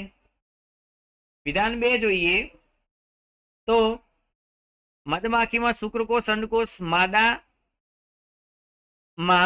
અને અફલિત અંડકોષ નરમાં વિકાસ પામે. તો વિધાન 2 છે એ સાચું છે. તો પહેલું વિધાન ખોટું છે, જ્યારે બીજું છે એ સાચું છે. તો જવાબ મળી જાય છે 149 માં આપણને સી. વાત કરીએ 150 નંબરનો ક્વેશ્ચન. તો કયું વિધાન ખોટું છે? તો આરએનએ અસ્થિર અને સરળતાથી વિઘટિત થાય. તો મિત્રો આ તો આરએનએ અસ્થિર છે અને સરળતાથી વિઘટિત થઈ જાય છે. તો આ વિધાન સાચું ઠરે છે. ટૂંકી અવધિ ધરાવતા વાયરસ ઝડપી વિકાસને વિકૃતિ પામે. આ પણ સાચું છે. જનનિક માહિતીના સ્થળાંતરણ માટે આરએનએ વધુ અયોગ્ય હોય. મિત્રો અયોગ્ય નહીં, સુયોગ્ય હોય. એટલે સી જવાબ આપણને મળી જાય છે. ટેલરે અને તેના સહયોગીએ વિષય ફાવર પર કાર્ય કર્યું. આ પણ સાચું છે. 150 ના અંદર જવાબ મળે છે સી. વાત કરીએ 151. તો HNRNA બે વધારાની પ્રક્રિયામાંથી પસાર થાય છે. તેમાંથી કોઈ એકમાં અસામાન્ય ન્યુક્લિયોટાઇડ મિથાઇલ ગ્વાનોસાઇન ટ્રાયફોસ્ફેટ HNRNA ના 5' છેડે ઉમેરવામાં આવે છે. આ પ્રક્રિયાને ખાલી જગ્યા કહેવાય.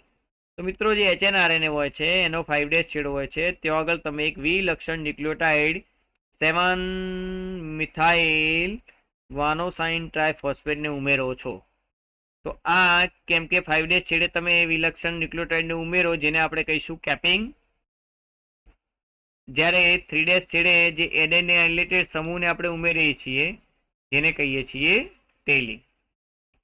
તો એ આપણને કેપિંગ પ્રોસેસ છે એમ કહેવાય. એટલે 151 ના અંદર જવાબ મળી જાય છે એ. આગળ વાત કરીએ મિત્રો, તો પ્રશ્ન નંબર 152 કે ભારે ડીએનએ અણુ સામાન્ય ડીએનએ ના અણુથી ખાલી જગ્યા દ્વારા અલગ પડે. તો મિત્રો આપણે સીઝિયમ ક્લોરાઇડમાં નું જે માધ્યમ છે એમાં ડિસેન્ટ્રીગ્રેડિયન્ટ સેન્ટ્રીફિકેશનમાં ભારેથી હલકા ડીએનએ ને અલગ કરી શકીએ છીએ. એટલે 152 ના અંદર જવાબ મળી જાય છે આપણને બી.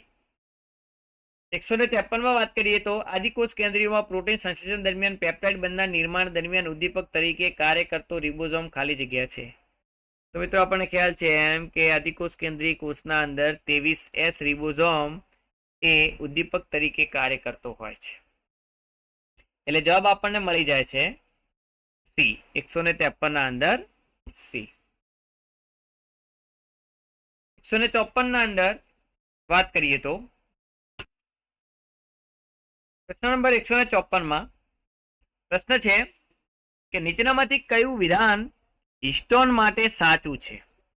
તો મિત્રો હિસ્ટોન પ્રોટીન આપણને ખ્યાલ છે એમ કે ક્રોમેટિન તંતુમાં હિસ્ટોન પ્રોટીનની આજુબાજુ ડીએનએ કંઈક આવી રીતે વીંટળાયેલો હોય છે, જેમ માળામાં પરોવેલા મણકાની માફક. તો હિસ્ટોન વિશે લખ્યું છે કે હિસ્ટોન ઓક્ટોમર હિસ્ટોન હેક્ઝામર છે. તો હેક્ઝામર ના આવે, અહીંયા ઓક્ટોમર આવે, એટલે એ વિધાન ખોટું છે. હિસ્ટોનની પીએચ થોડી એસિડિક હોય છે. તો મિત્રો આ વિધાન પણ ખોટું છે કે હિસ્ટોનની પીએચ એસિડિક હોય છે, એ બેઝિક છે. હિસ્ટોન એ લાઇસિન અને આર્જેનિન જેવા એમિનો એસિડથી સમૃદ્ધ હોય. તો આ મિત્રો એ વાત સાચી છે, અને લાઇસિનના કારણે આર્જેનિનના કારણે એના ઉપર ધન વીજભાર એ ધરાવે છે. હિસ્ટોન બાજુની શૃંખલામાં ઋણ વીજભાર ધરાવે છે. હિસ્ટોન બાજુની શૃંખલામાં ઋણ નહીં ધન વીજભાર ધરાવે, એટલે આ પણ ખોટું છે. તો 154 ના અંદર આપણને જવાબ મળી જાય છે સી. 155 માં વાત કરીએ તો રંગસૂત્ર દ્રવ્યમાં ઘટ અભિરંજિત પ્રદેશ ખાલી જગ્યા છે. તો ઘટ અભિરંજિત પ્રદેશ કયો હોઈ શકે? તો મિત્રો એને આપણે ઘટ પેકેજિંગ પામેલ પદાર્થ પણ તમે કહી શકો. પ્રત્યાઘાતની દ્રષ્ટિએ સક્રિય ન હોય, ઓછો સક્રિય હોય છે. હિસ્ટોન પ્રોટીન ધરાવતો નથી, ના એ ધરાવી શકે. ન્યુક્લિયોસોમ ધરાવતા ના પણ એ પણ આવશે. તો અહીંયા આ જવાબ આપણને એ મળે છે કે ઘટ અભિરંજિત જે પ્રદેશ છે એ ઘટ પેકેજિંગ પામેલો છે, એટલે કે ડેન્સ પ્રદેશ છે.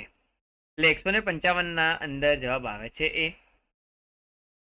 156 માં વાત કરીએ તો ડીએનએ જનીન દ્રવ્ય છે એનો અસંદિગ્ધ પુરાવો હર્શી અને ચેઝના પ્રયોગમાંથી આવે છે. તેમના પ્રયોગમાં ફેસ ડીએનએ ખાલી જગ્યા સાથે લેબલ કરવામાં આવ્યું હતું. તો મિત્રો અહીંયા ડીએનએ આપણે 32P વડે લેબલ કરેલું હતું, એટલે 156 ના અંદર જવાબ મળી જાય છે ડી. 157 માં છે કે કયા ઘટકો વચ્ચે હાઇડ્રોજન બંધ જોવા મળે? તો મિત્રો આપણને ખ્યાલ છે કે ડીએનએ ની બે શૃંખલા હોય, એમાં જે નાઇટ્રોજન બેઝ હોય છે, નાઇટ્રોજન બેઝ વચ્ચે 2 કે 3 હાઇડ્રોજન બંધ જોવા મળશે. તો અહીંયા લખ્યું છે કે પૂરક બેઝ વચ્ચે હાઇડ્રોજન બંધ જોવા મળે, એટલે 157 ના અંદર જવાબ આવે છે સી. 158 માં જો વાત કરીએ તો પ્રશ્ન છે, વિધાન છે 2 કે સામાન્ય રીતે ઉપયોગમાં લેવાતા યજમાન બેક્ટેરિયા અને યીસ્ટ છે, આથી વાહક બેક અને યાક કહેવાય. તો મિત્રો વિધાન જે પહેલું છે એ સત્ય છે કે આપણે જે વાહક ક્લોનિંગ તરીકે લઈએ છીએ એમાં યજમાન બેક અને બેક્ટેરિયા અને યીસ્ટ લેવાય, જ્યારે એના જે પ્લાઝમિડ હોય છે અથવા બેક્ટેરિયલ આર્ટિફિશિયલ ક્રોમોઝોમ બેક અને યાક તરીકે એનો આપણે ઉપયોગ કરતા હોઈએ છીએ. ડીએનએ ફિંગરપ્રિન્ટમાં આ ડીએનએ ક્રમમાં કેટલાક ચોક્કસ સ્થાને તફાવત ઓળખી શકાય, જેને પુનરાવર્તિત ડીએનએ કહેવાય છે, કારણ કે આ ક્રમ ડીએનએનો નાનો ટુકડો છે કે જે ઘણી વખત પુનરાવર્તિત થાય છે. તો મિત્રો આ પણ સાચી વાત છે કે ડીએનએ ફિંગરપ્રિન્ટના અંદર ડીએનએનો ક્રમ કે જે વારંવાર પુનરાવર્તિત થાય છે એને આપણે લેતા હોઈએ છીએ, જેને આપણે સેટેલાઇટ અથવા વીએનટીઆર કહીશું. તો વિધાન 1 અને 2 બંને સાચા છે. જવાબ મળી જાય છે 158 ના અંદર એ. પ્રત્યાંકનની પ્રક્રિયામાં શૃંખલા કે જે કોઈ પણ સંકેતન કરતી નથી તે ખાલી જગ્યા તરીકે ઓળખાય. તો મિત્રો ઓબ્વિયસ છે કે ડીએનએ ની 2 શૃંખલા હોય, એમાં એક શૃંખલા છે ટેમ્પલેટ તરીકે વર્તે છે, જ્યારે બીજી છે કોડિંગ તરીકે.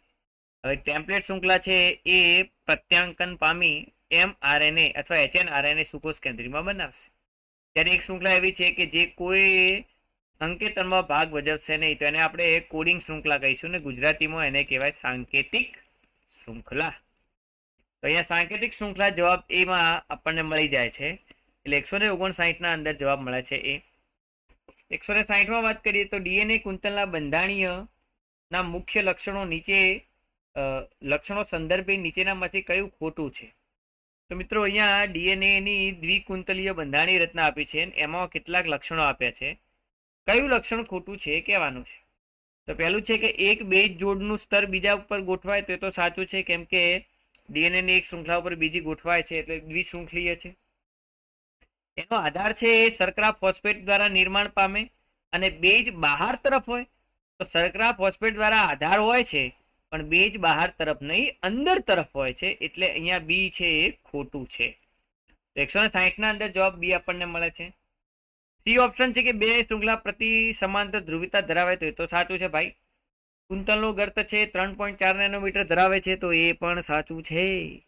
એટલે અહીંયા 160 ના અંદર આપણને ઓપ્શન બી મળે છે. કેમ કે એમાં લખ્યું છે બેઝ બહાર તરફ ગોઠવાય, જે ખોટું છે ભાઈ, બેઝ અંદરની તરફ હોય. પ્રશ્ન નંબર 161 માં જોઈએ તો લખ્યું છે કે નીચેના વિધાનો વાંચો અને સાચો વિકલ્પ પસંદ કરો. ચાલો વિધાનો જોઈએ. વિધાનો છે કે નાઇટ્રોજન બેઝ એ ગ્લાયકોસિડિક જોડાણ દ્વારા પેન્ટોઝ શર્કરા સાથે જોડાય છે. વાત સાચી છે મિત્રો. તમને ખ્યાલ છે કે કોઈ પણ એન બેઝ છે એ રિબોઝ સાથે જોડાશે, એના પ્રથમ કાર્બન થઈ તો હંમેશા બંધ કયો હશે તો એન ગ્લાયકોસિડિક બંધ હોય છે. ફોસ્ફેટ સમૂહ એ ન્યુક્લિયોટાઇડના 5મા કાર્બનના OH સાથે ફોસ્ફોએટર બંધ દ્વારા જોડાણ પામે તો એ પણ સાચું છે. બે ન્યુક્લિયોસાઇડ 3,5,10 ગ્લાયકોસિડિક બંધથી જોડાય તો આ ખોટું છે મિત્રો. બે ન્યુક્લિયોસાઇડ 3,5 ગ્લાયકોસિડિક બંધથી જોડાતા નથી. ઋણ વીજભારિત ડીએનએ ન્યુક્લિયોઝોમના નિર્માણ માટે ધન વીજભારિત હિસ્ટોન ઓક્ટોનની આજુબાજુ વીંટળાય છે તો હા એ સાચું છે. રંગસૂત્ર દ્રવ્ય વધુ ઘટ્ટ પેકેજિંગ ધરાવે છે અને ઘટ્ટ અભિરંજિત થાય છે, આથી તેને યુક્રોમેટિન કહેવાય તો ના, એને યુક્રોમેટિન ન કહેવાય, એને હિટ્રોક્રોમેટિન કહેવાય. તો ઈ વિધાન ખોટું છે. તો મિત્રો તમે અહીંયા જુઓ કે સાચા વિધાનમાં એ, બી, ડી, સી ને ઈ ખોટા છે. તો એ લખ્યું છે કે સી અને ઈ ફક્ત ખોટા છે તો એ આપણો ઓપ્શન થઈ જાય, કેમ કે સાચા વિશેનું કોઈ વિધાનમાં લખ્યું નથી. સાચા શોધવાનું કીધું છે પણ ઓપ્શનમાં કેમ કે ખોટાનો ઉલ્લેખ છે, સાચાનો ક્યાંય નથી, તો આપણે એ સી ને ઈ ખોટા છે એ આપણો જવાબ થઈ જશે. તો 161 ના અંદર આપણને સી જવાબ મળે છે. 162 માં વાત કરીએ તો રંગસૂત્ર દ્રવ્યમાં દોરી પર મણકા રચના ખાલી જગ્યા છે. તો ભાઈ દોરી પરના મણકા અથવા દોરીમાં પરોવેલા મણકા એ શું છે તો એ ધન વીજભારિત હિસ્ટોન પ્રોટીનની આજુબાજુ 220 પેર ડીએનએ વીંટળાઈને બનતી રચના છે. એટલે 162 ના અંદર જવાબ મળે છે બી. 163 માં છે કે પ્રત્યાંકન માટે કયું એક વિધાન ખોટું છે તો સજીવનું કુલ ડીએનએ એ આરએનએમાં પ્રત્યાંકન પામે છે એ ખોટું છે. કેમ કે સજીવનું કુલ ડીએનએ નહીં પણ સજીવના ડીએનએ માંથી ડીએનએ નો થોડોક ભાગ ને એમાંથી પણ એક જ શૃંખલા આરએનએમાં કોપી પામે છે. તો એ વિધાન ખોટું છે. એટલે 163 ના અંદર જવાબ મળી જાય છે સી. 164 માં જો વાત કરીએ તો નીચેનામાંથી કયું વિધાન સેટેલાઇટ ડીએનએ માટે સાચું નથી. તો મિત્રો સેટેલાઇટ ડીએનએ આપણને ખ્યાલ છે ડીએનએ ફિંગરપ્રિન્ટમાં ઉપયોગી છે. એમાં પહેલું વિધાન છે કે સેટેલાઇટ ડીએનએ સામાન્ય રીતે કોઈ પણ પ્રોટીનનું સંકેતન કરતું નથી તો આ તો વિધાન સાચું છે. ડેન્સિટી ગ્રેડિયન્ટ સેન્ટ્રીફ્યુગેશન દરમિયાન સેટેલાઇટ ડીએનએ ને નાની ટોચ તરીકે ઓળખાય છે તો આ વિધાન પણ સાચું છે. વ્યક્તિના દરેક પેશીમાં ડીએનએ ઉચ્ચ ડિગ્રીની બહુરૂપકતા દર્શાવે છે તો આ વિધાન પણ સાચું છે. સેટેલાઇટ ડીએનએ માનવ જીનોમનો મોટો ભાગ બનાવે તો મિત્રો સેટેલાઇટ ડીએનએ માનવ જીનોમનો મોટો ભાગ નથી બનાવતો. પુનરાવર્તિત ક્રમ માનવ જીનોમનો મોટો ભાગ બનાવે છે અને પુનરાવર્તિત ક્રમના અંદર સેટેલાઇટ ડીએનએ આવે છે. તો પુનરાવર્તિત ક્રમ અહીંયા શબ્દ આવે, પ્યોરલી સેટેલાઇટ ડીએનએ નથી, એટલે જવાબ આપણને અહીંયા ડી મળે છે. 164 માં જવાબ મળે છે ડી. 165 માં વાત કરીએ તો ઘણા કિસ્સામાં આદિકોષ કેન્દ્રીય ડીએનએ ના પ્રમોટર પ્રદેશોની આરએનએ પોલિમરેઝ માટે ઉપલબ્ધતા ડીએનએ ક્રમ સાથે કેટલાક પ્રોટીનની ક્રિયા પ્રતિક્રિયા દ્વારા નિયમન પામે છે તે ખાલી જગ્યા તરીકે ઓળખાય. તો મિત્રો આપણને ખ્યાલ છે એમ કે કેટલાક કિસ્સામાં આદિકોષ કેન્દ્રીયમાં ડીએનએનું જે પ્રમોટર સ્થાન છે એની સાથે રહેલા ઓપરેટર દ્વારા નિયમિત થાય છે. એમાં એવું હોય છે કે જે આઈ જનીન છે એના દ્વારા બનતું પ્રોટીન જો સાથે જોડાઈ જાય તો પછી ZYA અથવા બંધારણીય જનીન અભિવ્યક્ત થતા અટકે છે. તો આને નકારાત્મક નિયમન કહેતા હતા. સકારાત્મક નિયમનના અંદર આઈ જનીનનું પ્રોટીન જો ઓ સાથે જોડાય અને અભિવ્યક્ત થવા દે તો સકારાત્મક છે. તો સકારાત્મક નિયમન થવું કે નકારાત્મક નિયમન થવું એ આઈ જનીનના પ્રોટીન ઉપર આધારિત હોય છે અને એ કોની સાથે જોડાઈને નક્કી કરશે તો ઓ સાથે જોડાઈને નક્કી કરશે. તો અહીંયા ઓપરેટર ઓ એ ડીએનએ નો જે ક્રમ છે એ છે ઓપરેટર ઓ, એટલે 165 ના અંદર જવાબ મળી જાય છે સી. 166 માં જો મિત્રો વાત કરીએ તો આદિકોષ કેન્દ્રી ઓમાં પ્રત્યાંકન સમાવિષ્ટ પ્રારંભિક અને સમાપ્તિ કારક કયા છે? તો મિત્રો પ્રારંભિક કારકને સિગ્મા, જ્યારે સમાપ્તિ કારકને આપણે રો કારક કહીએ છીએ. એટલે 166 ના અંદર મળી જાય છે જવાબ આપણને સી. આપેલ વિસ્તારમાં વિવિધ જાતિઓનો ઉદ્વિકાસ એક બિંદુએથી શરૂ થઈ અન્ય ભૌગોલિક વિસ્તાર તરફ ધકેલાય જે ખાલી જગ્યા તરીકે ઓળખાય છે. તો મિત્રો એને આપણે અનુકૂલિત પ્રસરણ કહેવામાં આવે છે. તો 167 ના અંદર જવાબ મળી જાય છે આપણને સી. 168 માં જો વાત કરીએ મુદ્દો છે ભાઈ કે જો જૂની વસ્તીમાંથી તક દ્વારા, મિત્રો એક તક મળે છે, આકસ્મિક તક દ્વારા, સતત રીતે નહીં પણ તક દ્વારા જનીન દૂર થાય તો એ શ્રેષ્ઠ રીતે વર્ણવી શકાય. તો મિત્રો એને જનીનિક વિચલન કહેવામાં આવે છે. 168 ના અંદર સી જવાબ. 159 માં છે કે જો કુદરતી પસંદગીનો પ્રકાર જેમાં વધુ વ્યક્તિ બે છેડે વહેંચણીના વક્રમાં બંને છેડે વધુ વ્યક્તિગત ઉપાર્જિત પરિવર્તી લક્ષણ મૂલ્ય મેળવે તો તે ખાલી જગ્યા છે. તો મિત્રો તમને યાદ ખ્યાલ છે એમ કે જ્યારે વસ્તીમાં કુદરતી પસંદગી થાય અને બંને છેડે પસંદગી થાય છે, એટલે કે એક આ બાજુ ને આ બાજુ, ત્યારે આ ભંગાણજનક અથવા વિક્ષેપકારક કહેવાય. તો અહીંયા પસંદગી ભંગાણજનક અથવા વિક્ષેપકારક થઈ છે એમ આપણે કહીશું. એટલે 169 ના અંદર જવાબ મળી જાય છે ડી. 170 માં છે કે 75,000 થી 10,000 વર્ષો અગાઉ હિમયુગ ઉદ્ભવ પામ્યા તે ખાલી જગ્યા છે. તો ભાઈ હિમયુગના અંદર હોમોસેપિયન્સનો ઉદ્ભવ થયો હતો. એટલે જવાબ આપણને 170 ના અંદર મળી જાય છે ડી. નીચેનામાંથી કોના અશ્મિઓ સૂચવે છે કે પહેલાના માણસ સંભવતઃ માંસ ખાતા હતા અને 900 સીસી જેટલી મસ્તિષ્ક ક્ષમતા ધરાવતા હતા? તો મિત્રો આપણને ખ્યાલ છે એમ કે હોમો ઇરેક્ટસ જે માંસ ખાતા હતા અને 900 સીસી જેટલી મસ્તિષ્ક ક્ષમતા પણ ધરાવતા હતા. તો અહીંયા જવાબ આપણને મળી જાય છે એ. 172 માં જોઈએ કે સક્કરિયા અને બટાકા શું છે? તો મિત્રો સક્કરિયા અને બટાકા એ કાર્ય સદસ્ય અંગ છે જેના કાર્યો સમાન હોય પણ રચના અલગ હોય. હવે કાર્ય સદસ્ય અંગો છે જે હંમેશા કેન્દ્રભિસારી ઉદ્વિકાસના કારણે ઉદ્ભવ પામે છે. કેમ કે બટાકા અને સક્કરિયામાં બંનેમાં કાર્ય સમાન રીતે ખોરાકનો સંગ્રહ કરે છે, પણ સક્કરિયું છે મૂળનું રૂપાંતરણ છે, જ્યારે બટાકું છે એ પ્રકારનું રૂપાંતરણ છે. તો મૂળ અને પ્રકાર રચના અલગ છે પણ કાર્ય સમાન છે, કેમ કે બંનેમાં ખોરાકનો સંગ્રહ થાય. એટલે 172 ના અંદર જવાબ મળે છે સી. 173 માં વાત કરીએ તો બે વિધાન આપ્યા છે કે બિગ બેંગ વાદ અનુસાર દૂધગંગાના સૌરમંડળમાં પૃથ્વી લગભગ 3.5 મિલિયન વર્ષ પહેલા રચાઈ હોવાનું મનાય છે. તો મિત્રો વિધાન ખોટું છે, કારણ કે 3.5 મિલિયન વર્ષ પહેલા ન આવે, 4.5 મિલિયન વર્ષ પહેલા આવશે. તો વિધાન ખોટું છે. પ્રથમ અકોષીય જીવન સ્વરૂપ 3 બિલિયન વર્ષો પહેલો ઉદ્ભવ પામ્યો. તો આ મુદ્દો સાચો છે. તેઓ વિશાળ અણુઓ હતા. વિશાળ અણુઓનો મતલબ થાય છે બૃહદ અણુઓ હતા. તો મિત્રો આ વિધાન સાચું છે. એટલે વિધાન 1 ખોટું, જ્યારે વિધાન 2 સાચું.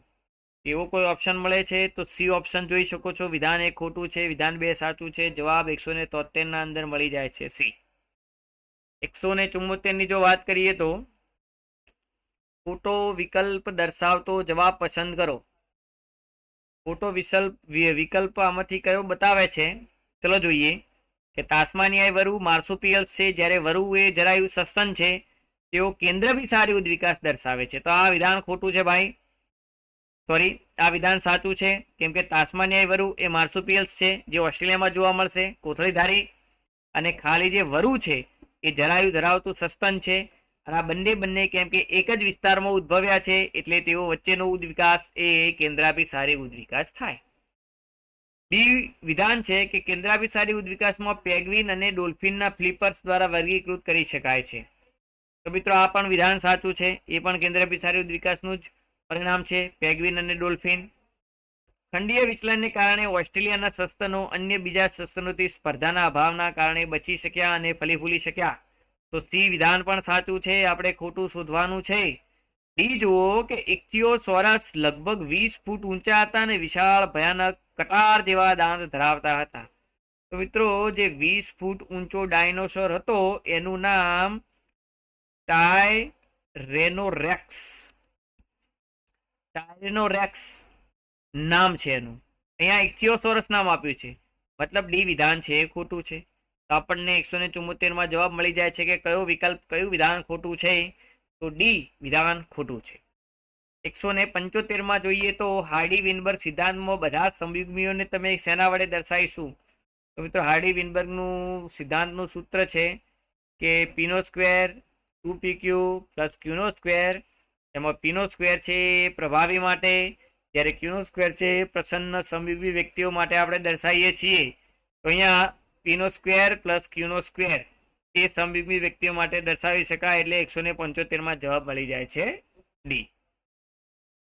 174 માં જોઈએ તો ઇંગ્લેન્ડમાં ઔદ્યોગિકરણ પહેલા તમને શું જોવા મળતું હતું?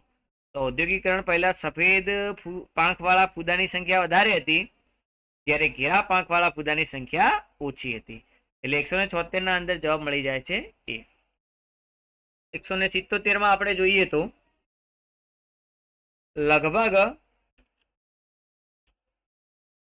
200 મિલિયન વર્ષો પહેલા કેટલાક ભૂમિય સરીસૃપ મત્સ્ય જેવા સરીસૃપમાં ઉદ્વિકાસ પામવા માટે પાછા પાણીમાં ગયા.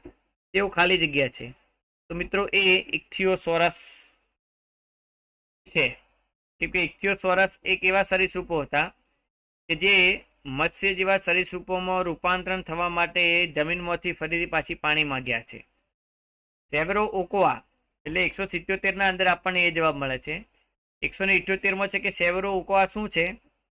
તો સેવરો ઓકોઆ એક ઉત્સેચક છે જે નોન ટેમ્પલેટ મેથડથી પ્રત્યાંકન કરાવશે, મતલબ એ સ્વતંત્ર રીતે આરએનએ અણુને બનાવે છે. અને આ ઉત્સેચકનું બીજું નામ છે પોલીન્યુક્લિયોટાઇડ ફોસ્ફોરાયલેજ. એટલે અહીંયા 178 ના અંદર જવાબ આપણને મળી જાય છે એ.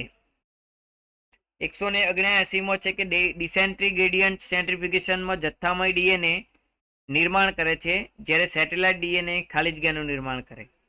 તો જથ્થામય ડીએનએ છે એ મુખ્ય ટોચ એટલે કે મેન પીક બતાવશે, જ્યારે સેટેલાઇટ ડીએનએ છે એના અંદર નાની નાની પીકો બીજી જોવા મળશે.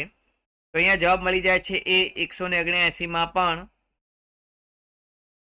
180 નંબરનો પ્રશ્ન છે કે આરએનએ તરીકે અભિવ્યક્ત થતા બધા જ જનીનો ખાલી જગ્યા કહેવાય. તો મિત્રો જે આરએનએ તરીકે અભિવ્યક્ત થતા હોય એવા બધા જ જનીનોને આપણે એક્સપ્રેસ્ડ સિક્વન્સ ટેગ ESTS કહેવામાં આવે છે. તો આઈ હોપ કે તમને સપ્ટેમ્બર મહિનાનું જે મેગા ટેસ્ટનું સોલ્યુશન છે એના અંદર ખબર પડી છે. વધુ એક સોલ્યુશન સાથે આવતા મહિને મળીએ. ત્યાં સુધી દરેકને જય શ્રી કૃષ્ણ, જય હિન્દ.